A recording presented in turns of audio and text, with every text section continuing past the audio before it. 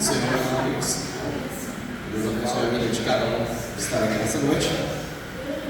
Motivo de muita alegria e satisfação trazer a palavra do Senhor.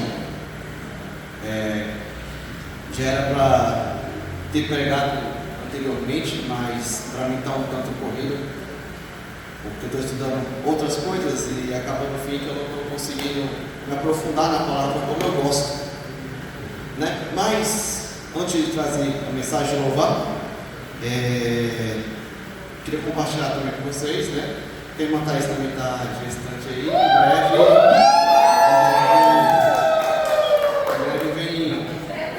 vem mais um contigo, né? E que o Senhor nos abençoe na honra do Senhor, que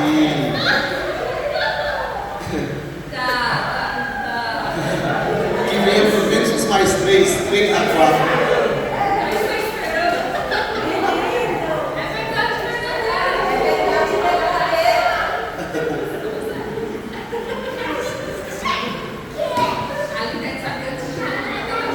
A irmã Lidete já havia profetizado? A Lidete antes da Thaís saber, a Lidete já falou. Ela colocou a mão na barriga da Thaís, ela vai falar comigo.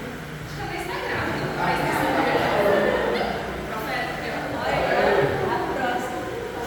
Oi, eu vou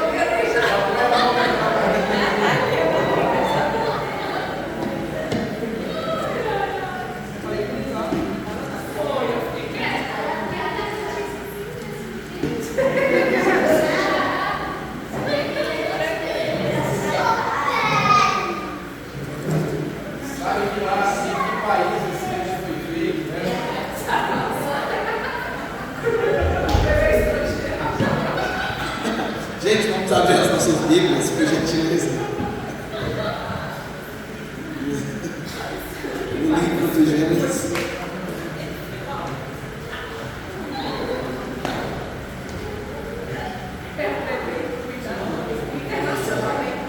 Livro de Gênesis, capítulo 3, versículo 15, amém? Livro do Gênesis, capítulo 3, versículo 15. Enquanto você abre, eu gostaria de louvar o hino da harpa, é o 77, que tem o título Guarda o Contato. Eu queria que vocês, por gentileza, me ajudassem, tá bom? Eu acho que eu nunca louvei ele aqui, mas nós vamos tentar hoje, tá bom? Queres neste mundo ser um vencedor? Queres tu cantar nas lutas e na dor? Queres ser alegre como bom lutador? Guarda o contato com teu Salvador. Guarda o contato com teu Salvador. E a nuvem do mal não te cobrirá. Pela senda alegre tu caminharás, indo em contato com teu Salvador. Neste mundo vive muitos a penar, cujos corações transbordam de pesar. Dá-lhe a mensagem de amor sem par. Com Deus o contato deves tu guardar. Guarda o contato com teu Salvador, e a nuvem do mal não te cobrirás. Pela senda alegre tu caminharás, indo em contato com teu Salvador.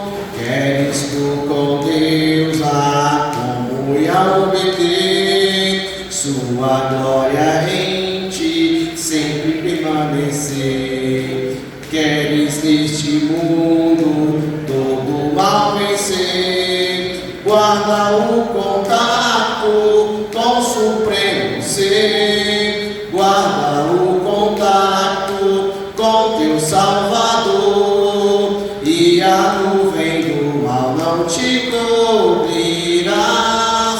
pela senda alegre tu caminharás, indo em contato com teu Salvador. Deixa que o Espírito implante o teu ser, o amor de Cristo, divinal prazer. Queres neste mundo todo mal vencer, guarda o contato e terás poder. Guarda o contato com teu Salvador, e a nuvem do mal não te cobrirás. Pela senda alegre tu caminharás, indo em contato com teu Salvador. Aplausos ao Senhor por graça.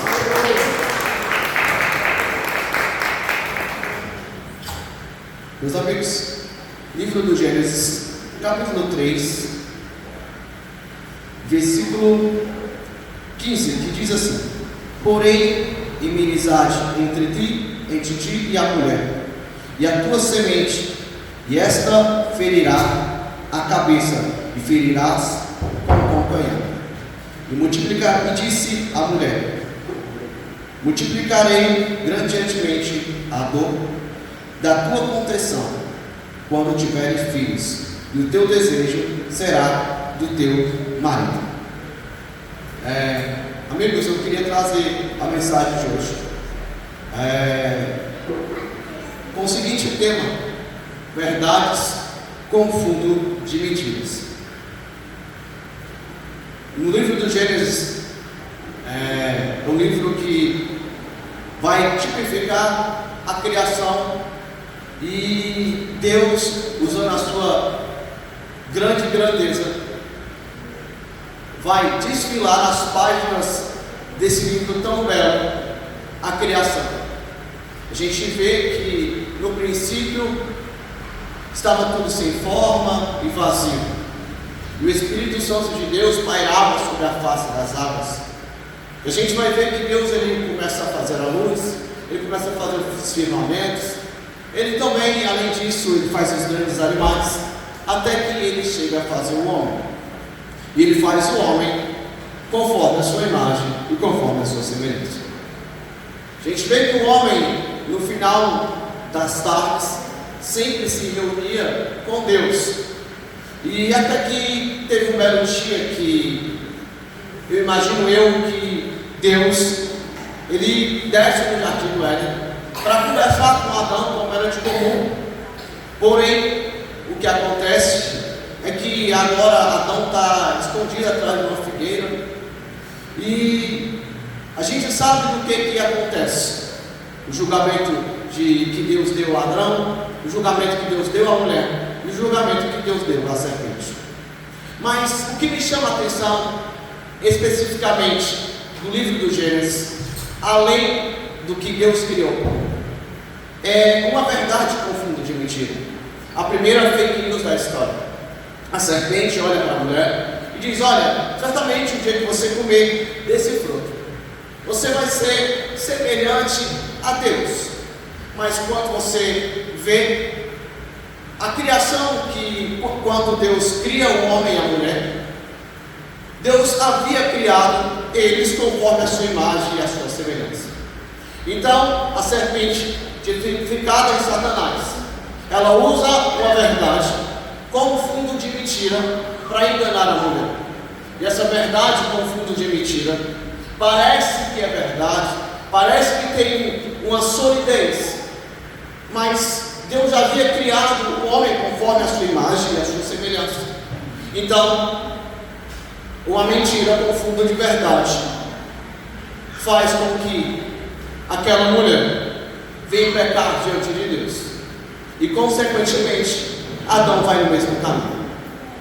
Essa foi a primeira fake news da história, e essa fake news da história, ela causou inúmeros problemas para a terra, a ponto de Deus amaldiçoar a terra, e a terra surgir espinhos, a terra existem várias doenças, o homem agora é reduzido o seu tempo aqui na terra, o homem começa a viver menos, e Deus fala: olha, eu não vou contender mais com vocês, meu Espírito não vai contender mais, vocês pecaram diante de mim.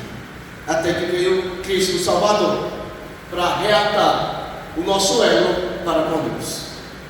E essa primeira fake news da história que existiu, eu queria usar ela nessa noite para trazer algumas verdades que parecem verdades, mas têm cunhos de mentira, que no final é apenas, ou falácia, que no final é apenas mentira.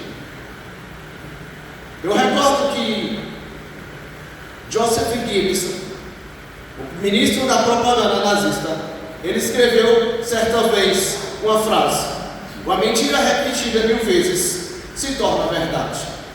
E com essa frase, ele fez uma lavagem cerebral na nação alemã para difundir o nazismo.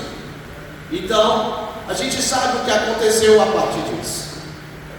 Então, com a mentira, com o fundo de verdade, ele conseguiu enganar várias pessoas e conseguiu causar várias atrocidades.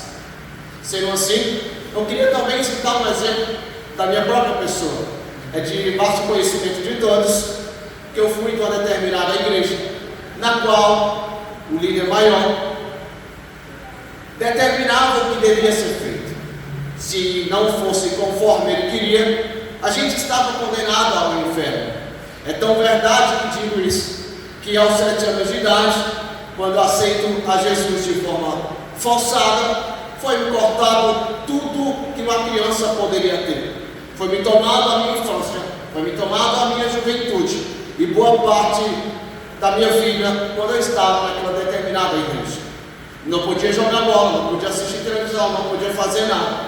A minha vida era exclusiva para aquela igreja. Eu, os meus irmãos e os meus pais. Era um jugo diabólico e um jugo pesado. Essa pessoa utilizava o nome de Deus, que parecia ser verdade, que parecia ser bacana, que você estava se consagrando, mas na verdade era apenas uma falácia, era apenas uma mentira, para sustentar algo maior. Então, essa verdade que contém fundos de mentira destruiu coisas que foi com o tempo só Deus me ajudou a superar. O sistema religioso que foi criado na época, ele foi avassalador, a ponto de causar depressão, tentar suicídio, entre outras coisas mais. O homem tem essa facilidade de criar verdades com fundos de mentira. E essas verdades com fundos de mentira, eu quero trazer para a Idade Média, para que você entenda que o sistema de governo que nós temos, o sistema político que o Ocidente utiliza, ele foi modulado, ele foi forjado no século XVIII, do século XVII para o século XVIII, a saber, a Revolução Francesa.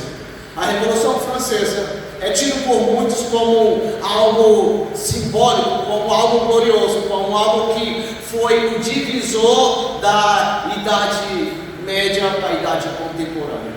Mas, porém, a Revolução Francesa, que aconteceu no século XVIII, um padre escreveu a seguinte frase: o homem só será livre quando o último rei for enforcado nas tripas do último padre.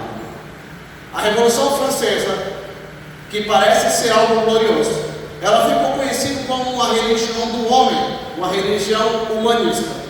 Por que isso? Porque a França, na época, era a nação mais cristã da Europa, seja protestante ou seja católica. A França, por ter essa quantidade de pessoas que criam em Deus, agora vai sofrer uma revolução. E essa revolução, que é conhecida como a secularização da cultura, ela tem a ideia de fazer o seguinte: o homem tem que ser o topo dessa revolução, o homem tem que ser o centro. A gente vai tirar a fé e a gente vai colocar a razão. Agora tudo é por meio da razão. Então, o que acontece? Dentro disso, do foco da razão, um dos símbolos vitais da Revolução Francesa é o homem vitoriano, aquele homem que tem vários braços e várias pernas, que representa o sagrado e o profano. E dentro desse homem vitoriano, o que acontece? As pessoas que estão fazendo essa revolução têm a ideia de apagar o passado. Eles precisam extirpar tudo que foi ou que era designado a Deus ou a Jesus. Tudo isso deveria ser apagado. Tudo isso deveria ser deixado para trás, para levantar um novo sistema, uma nova república francesa, na qual o homem era o centro de tudo, na qual o homem ia dominar. O que acontece? Dentro disso, alguns historiadores vão alegar que a Revolução Francesa, ela trouxe mais malefícios do que benefícios. Mas você pode falar assim, a Revolução Francesa, ela tirou o poder da igreja, ela trouxe o debate, ela conseguiu fazer coisas bacanas. Até em certo ponto eu posso concordar contigo, porque a França na época, ela era dividida em 3 estados, sendo que o primeiro estado era o alto clero, o segundo era a nobreza e o terceiro era o povo. Os 2 primeiros eram 3% da população e o restante era o povo, era o que pagava imposto, era o que sofria na mão dessas pessoas. E o que desencadeou a Revolução Francesa? Foi a Guerra dos 7 Anos, a fome que estava dominando a Europa e principalmente a inflação.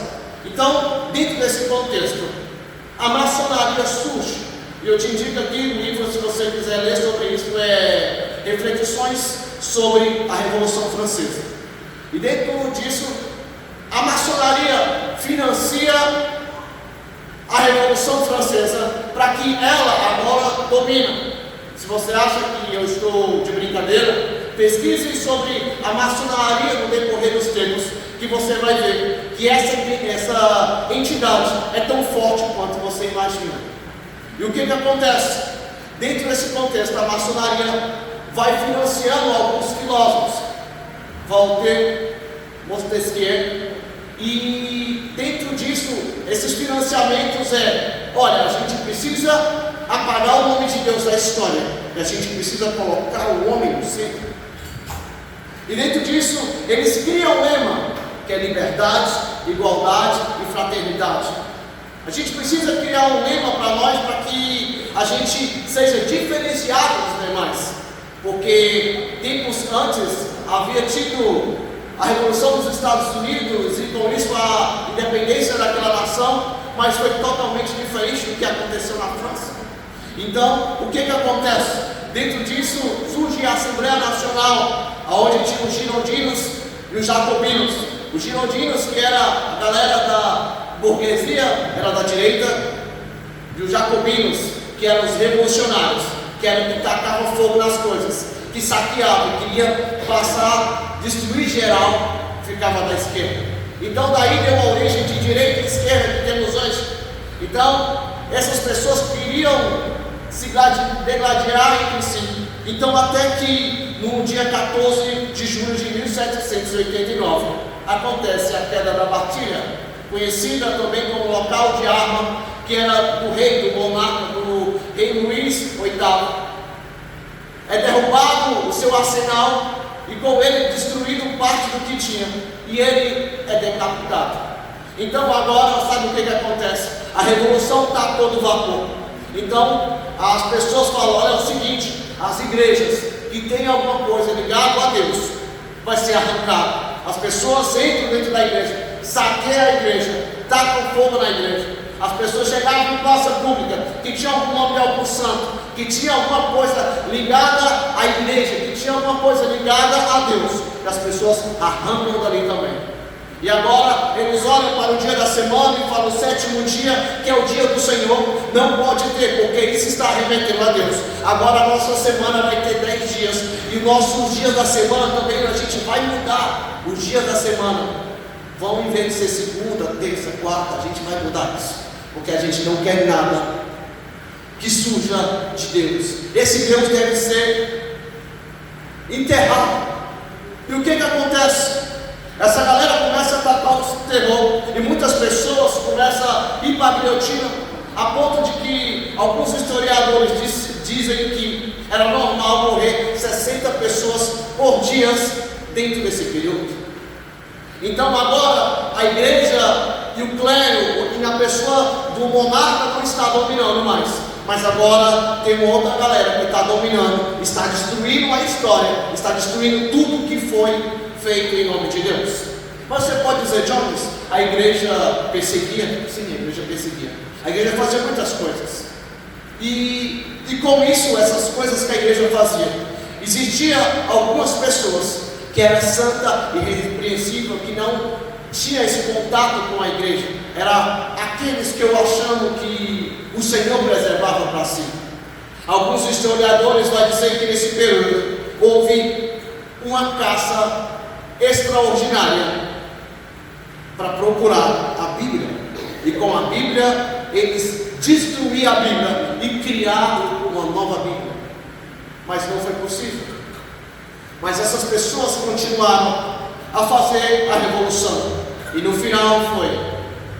Agora nós temos uma religião humanista, aonde não tem fé. Mas agora nós temos razão. O homem é o centro. O homem é a parte de tudo isso. E com isso dá-se o início do ateísmo moderno. Então o ateísmo moderno começa a dominar a Europa naquela época. E dentro desse contexto de ateísmo moderno, surge um homem chamado Allan Kardec. Allan Kardec, que era católico, agora ele começa a andar na rua e ouvir alguns séculos, e ele começa a achar isso estranho, e ele começa a pegar algumas ideias que alguns médicos haviam deixado, e ele simplesmente começa a sintetizar. Então daí, dentro da Revolução Francesa, nasce o Espiritismo.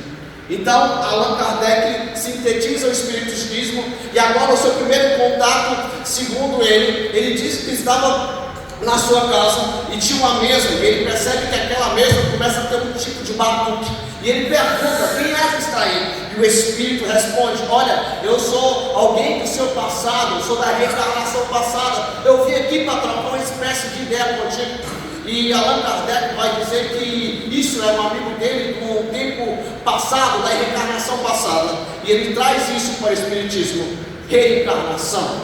E agora, além disso, esse homem começa a difundir isso na Europa. E ele é tão eloquente nisso que ele escreveu o Evangelho segundo o Espiritismo.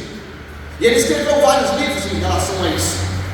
E perceba que quando ele fala sobre a reencarnação, ele está dizendo que a reencarnação é mais ou menos assim.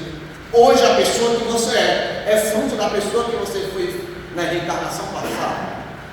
Então, a França deixa de ser um país cristão para se tornar um país ateu e ao mesmo tempo espírita. Perceba que foi uma verdade confunda de mentira que desencadeou tudo isso.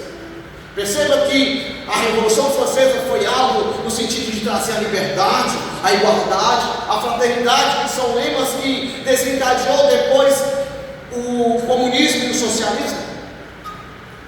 É uma verdade confunda de mentira. Isso trouxe mais malefícios do que benefícios. E você olha para tudo isso, o Espiritismo dominando aquela nação. E você percebe que aquele velho continente europeu que foi sacudido por grandes avivalistas, parece que agora está sendo tomado por um evangelho totalmente falso, o evangelho de Allan Kardec. E o que acontece? Dentro desse contexto que eu estou te narrando, o homem escolhe ficar distante de Deus. O homem cria para si ídolos, no sentido de que ele é o centro, no sentido que ele é a razão, no sentido que ele é o foco. E ele sendo o foco de tudo isso, ele começa a criar teorias e mais teorias e mais teorias. E essas teorias que começam a surgir, ela simplesmente no final é falácias. Uma das teorias é o comunismo, que é uma ideia de unidade para reunir as religiões, as igrejas cristã, no sentido de ter uma unidade em nome de um único Deus, no sentido de debater as ideias, de difundir os direitos humanos, de difundir a igualdade entre as pessoas. Mas o seu fundo de mentira é simplesmente a falta de compromisso com a verdade bíblica. É simplesmente de querer passar a mão no pecado e fingir que está tudo bem. Outra coisa que acontece é o feminismo. O feminismo que acontece na sua primeira onda, ele tem uma ideia já no século XX de trazer o voto, a ideia de voto para que a mulher venha votar, a questão da propriedade privada para que a mulher venha ser ouvida, e isso é bacana, mas quando o feminismo começa a andar, é perceptível que ele tem alguns malefícios um tanto sombrios, no sentido que da palavra de que isso pode atingir não só as mulheres, mas também os homens. A sua segunda onda do feminismo, que Simone de Beauvoir, ela traz consigo algumas ideias. A primeira ideia é a divisão igualitária do trabalho, e a segunda é o direito do aborto. Essa mulher também, que é francesa, ela começa a difundir o feminismo na França, e ela começa a trazer o feminismo para o debate público, dizendo que as mulheres que estavam gestantes eram consideradas escravas, porque para ela isso era um fardo, e para essa mesma mulher, ela alega que a mulher fica em casa cuidando dos afazeres de casa, isso era indigno para ela.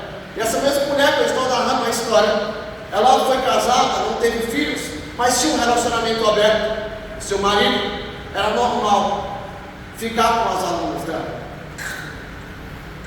E essa mulher que prega o feminismo, que prega sobre o aborto, que prega sobre que dizendo que as mulheres têm sido o lixo da sociedade, quando alguns biógrafos conservadores vão falar sobre ela, dizem que ela era uma pessoa rude, uma pessoa agressiva, uma pessoa que era dura, principalmente com as mulheres. Ela que ficou conhecida quando ela escreveu alguns dos seus tratados, no sentido de dizer: não se nasce mulher, mas se torna mulher. Aí você olha para o feminismo e fala: uau, parece umas ideias que são bacanas, mas o seu fundo é antibíblico, o seu fundo é diabólico, porque ela pega a mulher e ela sobrepõe o homem, no sentido de que, olha, você tem que pisar no homem, o homem é ruim, o homem está aqui para te explorar, o homem não vale nada, você tem que ser superior ao homem. Não estou dizendo que as mulheres merecem respeito, não estou dizendo que as mulheres precisam de ser amadas, eu estou dizendo que o feminismo, ela estraga com as mulheres. O feminismo não é feito para as mulheres. O feminismo é uma arma que Satanás utiliza para destruir a beleza que as mulheres têm. Dentro dessas verdades com fundos de mentira, eu também queria trazer uma verdade que um teólogo escreveu. Esse teólogo alemão, judeu, conforme o livro Marx do Satã, ele escreve o Manifesto Comunista. E ele escreve o comunismo com a ideia romântica, com a ideia que é algo avassalador, no sentido que vai beneficiar pessoas, no sentido que isso é bom. E Karl Marx, ao escrever isso, ele não teve a oportunidade de estar vivo para ver o comunismo em prática. Porque agora o comunismo, ele é aderido para a primeira nação, a saber, a Rússia. A Rússia se torna comunista, e quando ela se torna comunista, na pessoa de Lenin, ele começa a dominar algumas coisas, e ele começa, pelos operários, ele começa a difundir algumas ideias de proletariado. Ele começa a querer trazer um sistema de governo para a Rússia que era uma população agrária, mas na verdade o que ele achava que era tão bom tinha mais malefícios do que benefícios. O comunismo matou mais pessoas do que as duas guerras. O comunismo é considerado por alguns como a religião diabólica, porque ele persegue tudo que é de Deus e tudo que vai de contra aos seus ideais. O comunismo, ele é tão cruel que em Cuba, Fidel Castro, quando leva essa ideia para aquela ilha, as igrejas que haviam lá foram fechadas. As pessoas que estavam lá servindo a Deus foram presas. As pessoas que estavam lá fazendo a obra de Deus eram mortas. O comunismo na Coreia do Norte tem um culto a Xi Jinping, que é o Deus daquela nação. É feito uma lavagem cerebral nas pessoas, para que as pessoas adorem o ícone, para que as pessoas adorem o ser. Por onde o comunismo passou, ele perseguiu, ele matou e ele causou atrocidades. Era uma verdade com fundo de mentiras. Era uma verdade que prometia trazer igualdade e benefícios para todos, mas no final era apenas falácias e era mentira. Se a sociedade em si vive boa parte delas abaixo de mentira, abaixo de ideias que não vai levar a nada, que vai fazer apenas você perder o seu tempo. Qual é a verdade que prevalece? Qual é a verdade que sustenta quando ninguém está vendo? Qual é a verdade que te faz você ficar de pé em meio à luta e em meio à dificuldade? O que te faz você olhar para cima e dizer: eu vou conseguir, eu vou prosseguir, eu não vou parar. Essa verdade se encontra no Evangelho de João, capítulo 8, versículo 32. E conhecereis a verdade, e a verdade vos libertará. A nossa verdade, meus amigos, é Cristo. A nossa verdade é o Rei dos Reis e Senhores dos Senhores. A nossa verdade está na cruz, quando Ele morreu, mas Ele ressuscitou ao terceiro dia. O mundo briga entre si, querendo achar solução, querendo achar resposta onde não tem. Vem com ateísmo, vem com comunismo, feminismo, qualquer ismo, mas nós vamos com a palavra do Senhor, porque essa palavra é verdadeira, essa palavra é que nos salva. Se a palavra é verdadeira e a palavra que nos salva, nós como igreja, nós temos que ser o farol da verdade para esse mundo. Nós como igreja devemos ser o farol que ilumina a escuridão. Quando eu olho para a história e começo a estudá-la, eu percebo que tem muitas ideias bacanas que foram apenas ideias. Eu percebo também que teve muitas verdades que continuam sendo verdades, mas eu percebo que existe uma gama de mentiras que se tornaram verdades. Meus amigos, o Senhor quer te levantar nesses últimos dias, para que você traga a verdade de Deus, que você traga o Evangelho, que você traga aquilo que ainda é verdade, que é a palavra de Deus. A Bíblia diz que quando o anticristo reinar nessa terra, ele fará, se for possível, até fogo do céu. Ele vai querer se parecer com Deus, mas ele não é Deus. Perceba que começa no Jardim do Éden e até hoje nós temos muitas mentiras. Mas o Senhor está procurando verdadeiros adoradores que adorem em espírito e em verdade. Eu preciso finalizar e eu queria dizer algo para vocês. Não basta nós estarmos na igreja simplesmente por estar. Não basta a gente estar aqui e vir cantar e adorar, mas se o nosso coração não está diante de Deus, porque talvez a gente pode estar com a verdade com fundo de mentira. Talvez a gente pode estar aqui mas o nosso coração está em outras coisas. O Senhor quer nos renovar, o Senhor quer nos encher, o Senhor quer nos transbordar do seu amor, quer nos empoderar com o seu Espírito. Por onde que a gente for, a gente seja verdade nessa terra, a gente seja o sal da terra e a gente seja a luz do mundo. Meus amigos, o Senhor conta com vocês nesses últimos dias. E conhecereis a verdade, e a verdade vos libertará.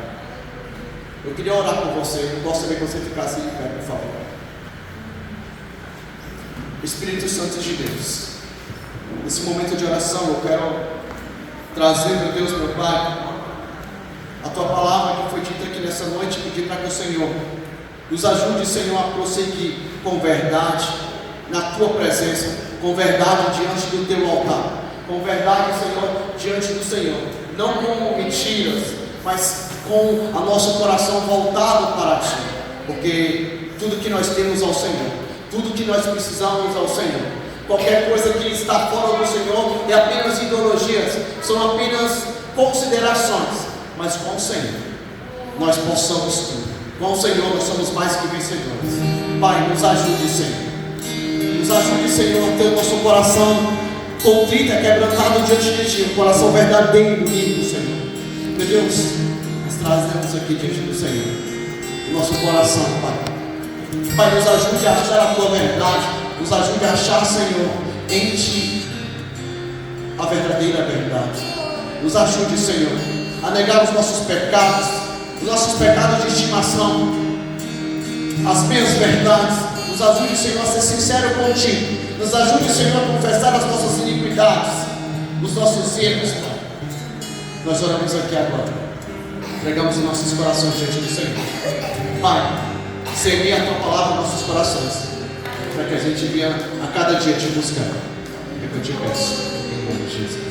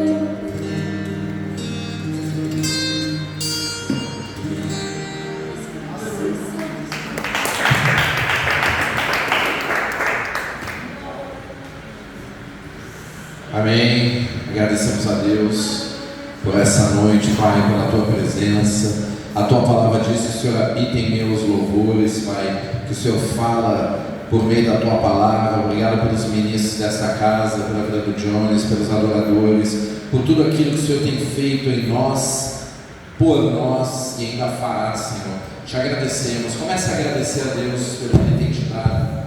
Comece a levantar o Senhor ao altar de adoração dentro do teu coração, dentro da tua mente. Obrigado, Senhor, por tantas bênçãos derramadas, Pai, por tanta saúde, tanta alegria, tantas vitórias, tantas pessoas preciosas, Papai, tantas coisas que o Senhor nos permitiu realizar. Muito obrigado, Senhor, pelos teus presentes maravilhosos. Obrigado, Senhor, por tudo que o Senhor tem feito. Obrigado por aquilo que o Senhor fará. Pai, eu quero nessa noite encerrar abençoando a vida dos irmãos, abençoando os projetos de vida, abençoando a vida espiritual, ministerial, o chamado dos meus irmãos.